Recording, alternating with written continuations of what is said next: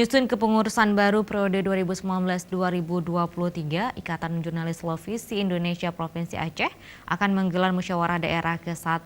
Kegiatan tersebut akan dilaksanakan 27 April mendatang di Aula BKKBN Aceh.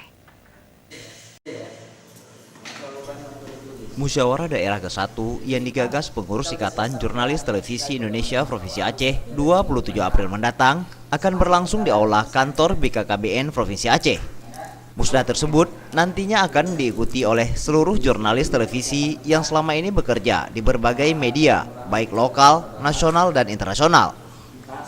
Adapun agenda utama dalam musda tersebut yaitu untuk memilih ketua dan pengurus IJTI Aceh untuk kepengurusan 4 tahun mendatang.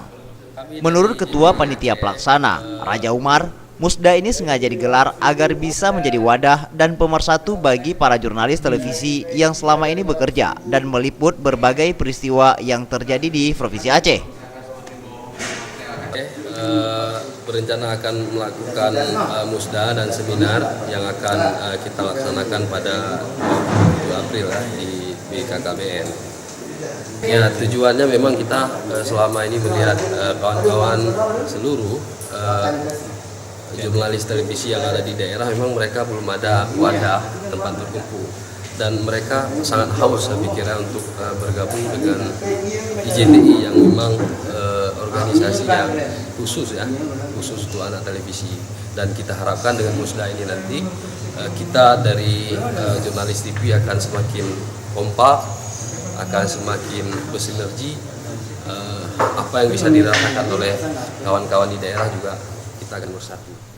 Selain menggelar musda, kegiatan tersebut turut juga dirangkai dengan seminar yang menghadirkan anggota Dewan Pers yang juga mantan Ketua IJTI Pusat, Imam Wahyudi, di mana ia nantinya akan membahas tuntas tentang tema hoak di sekitar kita, serta Kombes Pol T. Saladin yang akan menyampaikan materi terkait bagaimana bermedia sosial agar tidak terjerat dengan Undang-Undang ITE yang penanganan kasusnya meningkat di Aceh, khususnya pra dan pasca pemilu 2019.